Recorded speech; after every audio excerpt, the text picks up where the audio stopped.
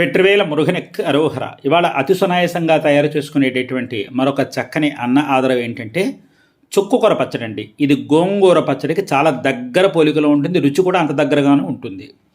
అదే పంథ చాలా బ్రహ్మాండంగా ఉంటుంది. ఇది పుల్లగా ఉంటుంది కనుక ఇందులో మనం ప్రత్యేకంగా చింతపండు అంటూ వేయవలసిన అవసరం లేనే లేదు. మీకు ఇష్టమైతే ఇందులో వెల్లుల్లిపాయలు ఉల్లిపాయలు వేసుకోండి, ఇష్టం లేదనుకుంటే ఉల్లిపాయలు వెల్లుల్లిపాయలు పూర్తిగా విరమించుకుని కూడా చేసుకోవచ్చు, దేని రుచి దాంది. అయితే ఇంకేమాత్రం ఆలస్యం లేకుండా ఈ పచ్చడి యొక్క తయారీ విధానం చెప్తాను, వచ్చేసేయండి. నేను ఒక 5 కట్టలు తీసుకున్నానండి, చుక్కకూర కట్టలు ఒక 5 తీసుకున్నాను. దీంతో పచ్చడి యొక్క తయారీ విధానం చెప్తాను రండి. చుక్కకూర ఈ విధంగా సన్నగా తరిగేసుకుని అట్టే పెట్టుకున్నానండి. ఈ ఆకుకూరను అలాగే పచ్చడి కావాల్సినటువంటి పచ్చిమిరపకాయలు కూడా శుభ్రంగా మట్టి లేకుండా కడిగేసుకుని సిద్ధంగా అట్టే పెట్టుకున్నానండి. చెల్లెలు బేసిన్లో వేసి వడగొట్టుకుంటున్నాను ఆకుకూర. ఇప్పుడు పొయ్యి వెలిగించుకుని ఈ పాత్ర పెట్టుకున్నానండి. మురుగ అరోహర. ఇప్పుడు ఏంటంటే ఆవాలు మెంతులు కలిపి వేయించుకుని మనం ఈ గుండని ఇందులో కలుపుతాం ఈ పచ్చడిలో. ఇది దీనికి ప్రత్యేకమైన రుచి అనేది చెప్పుకోవాలి. అయితే ఏంటంటే ఆవాలు మెంతులు కలిపి వేయించుకుని పెద్ద మోతాదులో కనుక గుండ కొట్టుకుంటానంటే ఆవాలు మెంతులు విడివిడిగా వేయించుకోండి.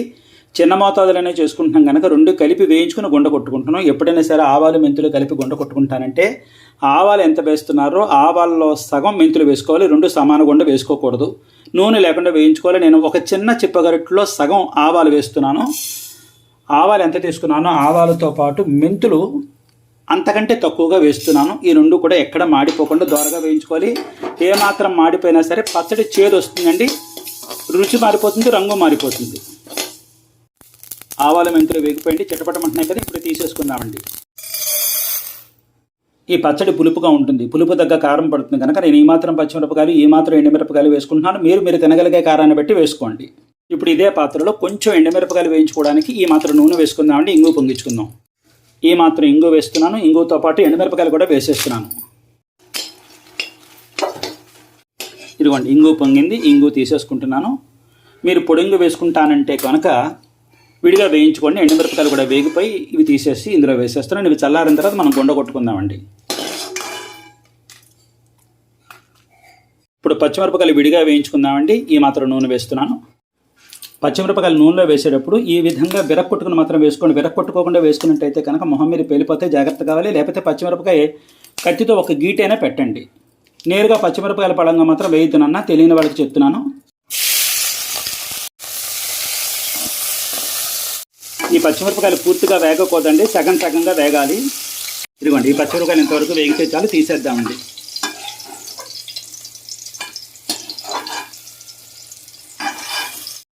ఇది పక్కన పెట్టేసేసుకుని ఇప్పుడు ఆకు మగ్గించుకోవడం కోసం కాస్త నూనె వేద్దామండి. ఇప్పుడు ఈ ఆకు ఇందులో వేసుకుందామండి. ఈ ఆకంతా వేసేసానండి. ఇదిగోండి ఆకు సగం మగ్గింది. ఇప్పుడు మనం ఉప్పు వేసుకుందామండి. ఉప్పు ఎప్పుడైనా సరే తక్కువగా వేసుకోండి, ఎక్కువ కాదు. అంటే పులుపు తగ్గ ఉప్పు పడుతుంది కాదన్నాను, కానీ ఏంటంటే ఉప్పు వేసేప్పుడు ఎప్పుడైనా సరే కాస్త తక్కువ వేసుకోండి. ఎందుకంటే ఎక్కువైతే మనం తీసుకోలేం, తక్కువైతే కాస్త కలుపుకోగలం కనుక. ఇదిగోండి చుక్కకూర పూర్తిగా ఉడికిపోయింది, ఎక్కడ పచ్చితనం అనేది లేదు, కొత్త ఉడికిపోయింది. ఇంకా మనం దించేసుకుని చల్లారి పెట్టేసుకుందామండి. ఇది ఇప్పుడు మనం వేరే పాత్రలోకి వేసుకుని చల్లారపరిచేసుకుందామండి. మనం వేయించుకుని పక్కన పెట్టుకున్న ఆకుకూర చల్లారేలోగా మనం ముందుగా వేయించి పెట్టుకున్న ఈ ఆవాలు మెంతులు ఎండుమిరపకాయలు ఇంగువ ఏవైతే ఉన్నాయో పూర్తిగా చల్లారిపోయి మిక్సీ జార్లో వేసుకుని మెత్తగా గుండ కొట్టేసి పట్టుకొస్తానండి. ఇదిగోండి ఇవి నలిగిపోయాయి కదా. ఇప్పుడు ఇందులో మనం వెల్లుల్లిపాయలు వేసుకుంటున్నాం. మీకు వెల్లుల్లిపాయలు ఉల్లిపాయలు ఇష్టమైతేనే వేసుకోండి, ఏమాత్రం ఇష్టం లేకపోయినా పూర్తిగా విరమించుకోవచ్చు, ఇందులో సందేహం లేదు. నేనైతే వేసుకుంటున్నాను. ఇప్పుడు ఇవి నలిగిపోయి కదండి, వెల్లుల్లిపాయలు నలిగిపోయి కదా. ఇప్పుడు పచ్చిమిరపకాయలు వేసుకుని పచ్చిమిరపకాయలని కాస్త కచ్చాపచ్చాగా తొక్కుకుందాం. ఇదిగోండి పచ్చిమిరపకాయలు వేసుకున్న తర్వాత ఈ విధంగా నలిగింది కదా. ఇప్పుడు మనం ఇందులో చుక్కకూర ముద్ద ఇందులో వేసుకుని రుబ్బుకోవాలి. ఇది కొంచెం చిన్నగా ఉంది కనుక మిక్సీ జార్ కొంచెం 2 దఫాలుగా 3 దఫాలుగా వేసుకుంటానండి. ఇప్పుడు ఇందులో మనం చుక్కకూర వేసేసుకుందామండి.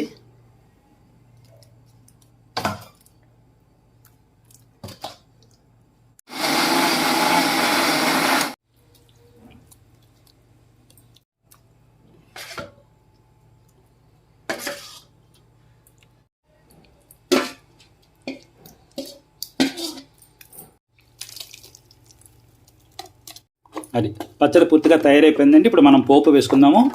ఒకసారి ఇప్పుడు ఈ దశలో ఉండక ఒకసారి రుచి చూసుకోండి, ఉప్పు కారాలు. ఒకవేళ ఏదైనా తక్కువైంది కనుక సవరించుకోండి. నేను వేసిన ఉప్పు కారాలన్నీ సరిపోయి ఆవపిండి మెంతిపిండి ఇందులో వేసాం కనుక కనీస పక్షం ఒక అరగంట సేపు ఊరాలి. ఇది ఊరిన కొద్దీ రుచిగా ఉంటుంది.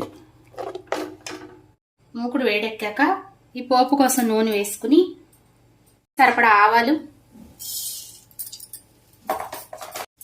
అలాగే మినప్పప్పు, కొన్ని ఎండుమిరపకాయలు. నేను కారం వాడేటప్పుడు ఇంగు వేసానండి, ముద్ద ఇంగువ. మీరు కావాలంటే ఇందులో పొడి ఇంగు వేసుకోవచ్చు వేయించేటప్పుడు. అలాగే ఇప్పుడు కొన్ని ఉల్లిపాయ ముక్కలు తరిగి పెట్టానండి ఈ పచ్చడి కోసం. ఒక్కసారి సగం వేగితే చాలండి, పూర్తిగా వేగక్కర్లేదు. వేగిపోయండి, చాలండి, ఈ మాత్రం వేగితే సరిపోతుందండి, బాగా వేగక్కర్లేదు. ఇప్పుడు ఈ పచ్చడిలో మనం ఇది వేసేసుకుందాం. ఈ పచ్చడికి ఉల్లిపాయ ముక్కలు ఇలా వేయించుకుని వేసుకుంటే బాగా భలే రుచిగా ఉంటుందండి. పంటి కింద పడి ఈ ఉల్లిపాయ ముక్కలు చాలా బాగుంటుంది. గోంగూర పచ్చడికి ఏ మాత్రం తీసిపోదండి ఈ పచ్చడి. చుక్కకూర పచ్చడి చాలా చాలా బాగుంటుందండి రుచిగా.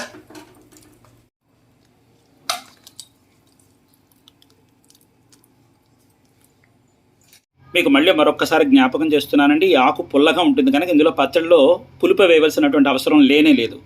ఇందులో మనం వేసినటువంటి ఆ ఉల్లిపాయలు, ఆ ఎండుమిరపకాయలు ఏవైతే ఉన్నాయో కరకరలాడిపోతే ఎండుమిరపకాయలు కసుకసుకలాడుతూ ఉల్లిపాయలతో తింటుంటే నిజంగా ఉంటుందండి. అది వర్ణనాతీతం అండి, అంత బ్రహ్మాండంగా ఉంటుంది పచ్చడి. ఇదండి, చూసారు కదా ఇవాళ మనం తయారు చేసుకున్న చుక్కకూర పచ్చడి పూర్తిగా సిద్ధపడిపోయింది.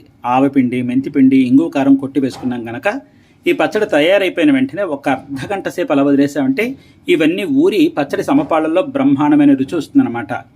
ఎండాకాలంలో మనం తయారు చేసుకున్నాం కనుక పచ్చడి బయట ఉంచుకుంటే ఒకరోజు, ఫ్రిడ్జ్లో పెట్టుకుంటే అదనంగా ఇంకొక 4 రోజుల పాటు నిలవ ఉంటుందన్నమాట. ఇది అన్నంలోకి మాత్రమే కాదు, అనేక రకాల అల్పాహారాలను నంజుకోవడానికి కూడా చాలా చక్కగా భేషుగ్గా ఉంటుంది, ఉభయదాయకంగా ఉంటుంది.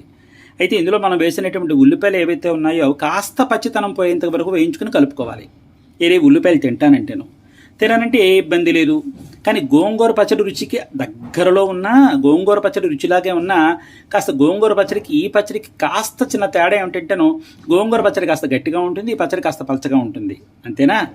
గోంగూర పచ్చడిలో పచ్చి ఉల్లిపాయ మనం తొక్కి వేసుకుంటాం, ఇందులో కాస్త పచ్చితనం పోయేట్టుగా వేయించి వేసుకుంటాం, అంతే తేడా. రుచి మాత్రం బ్రహ్మాండంగా ఉంటుంది, పుల్లగా ఉంటుంది. నాలిక తగిలి పచ్చడి నాలిక తగలగానే ప్రాణం లేచొస్తుంది అనమాట. ఇంత తినేవాళ్ళు అంత తింటారు. నిజంగా చెప్తున్నాను, సన్నగా ఉన్నవాళ్ళు లావ్ అయిపోతారు. అందులో ఈ గిన్నె సాక్షి చెప్తున్నాగా, అంత భేషుగ్గా ఉంటుంది కూర. నా దాకా ఎందుకండి, మీరే చెప్తారు. ఈ పచ్చడి తయారు చేస్తున్నాక అయ్యి బాబు ఈ పచ్చడి ఏమిటండి, ఈ రుచి ఏమిటండి బాబు, ఇంత బ్రహ్మాండంగా ఉంది, ఈ పచ్చడి అన్నంతోనే మొత్తం అన్నమంతా లాగించేసా ఉండడంలో ఎటువంటి ఇంకా అతిశయోక్తి లేదండి, ఆశ్చర్యం లేదు. ఈ బ్రహ్మాండంగా ఉంది పచ్చడి అని చెప్పి మీరే నాకు చెబుతారు. అది మీ చక్కని అనుభూతి నాకు చెప్పాలని నేను ఎదురు చూస్తూ కూర్చున్నాను.